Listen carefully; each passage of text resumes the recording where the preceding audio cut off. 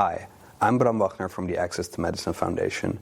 If you invest in healthcare, you likely already know that access to medicine is not only a global health priority, but also a long-term business consideration. If companies are to expand to new markets, they need to manage access to medicine effectively. So it's not surprising that access to medicine continuously tops the materiality assessments of pharmaceutical companies. The Access to Medicine Index stimulates companies to build sustainable and scalable models to solve issues of access. In this video, I'll explain why access to medicine matters to investors, what the Access to Medicine Index is, how its methodology works, and how investors put it in practice. So why does this matter to investors? Innovations in healthcare have the potential to save lives. Yet these innovations are not accessible to everyone who needs them. When healthcare companies mismanage access, it can strain the healthcare companies' relationships with governments and global health organizations, many of whom are also the customers of the pharmaceutical industry. It can also affect a company's corporate reputation and their ability to attract and retain top talent. But when companies manage access in a responsible way, it can also unlock new commercial opportunities. For example, through better positioning in emerging markets, smoother regulatory interactions, and greater resilience in a fast-changing global health landscape. Over 145 institutional investors have already signed our investor statement, explicitly recognizing access to medicine as a potentially material factor in long-term shareholder value creation. They explicitly welcome the index as a transparent and credible tool to inform their decision-making and also their stewardship and engagement practices. So what is the Access to Medicine Index exactly? It ranks the 20 largest R&D-based pharmaceutical companies on their efforts to expanding access to medicines in low and middle-income countries. It brings together a vast amount of data, fact-check and benchmarked, and it highlights where there's still progress to be made and what the best practices are. For investors, it provides a clear overview of the access strategies that companies are currently employing and where there is still room for improvement and engagement may be valuable.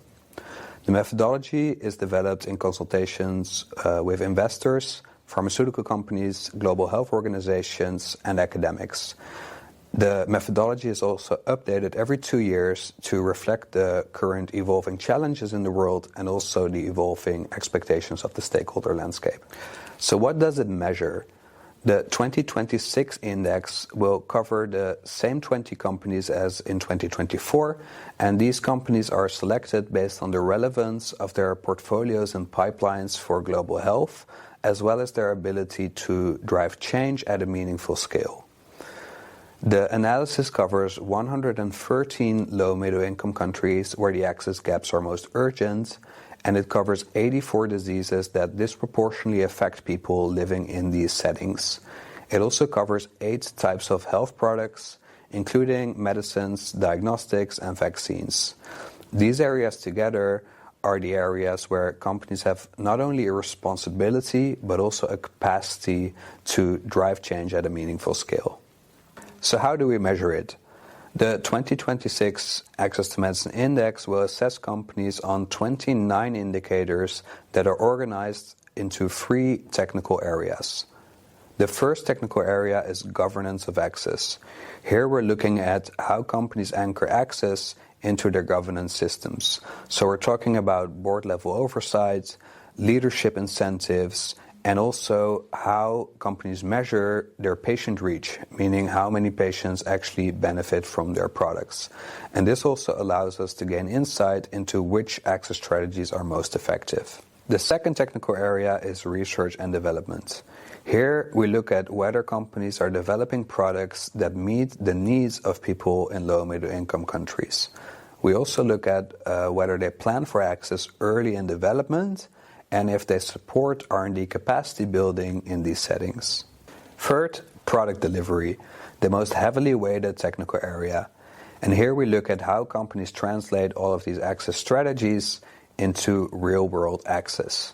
We look at how they design equitable approaches, how they ensure continuous supply, how they work with partners on the ground, and whether they invest in sustainable business models.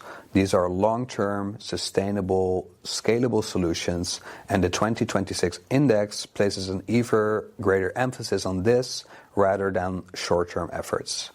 The ranking of these three technical areas combined, governance, R&D, and product delivery, reflect the strength of a company's overall approach to expanding access. So why do investors use the index?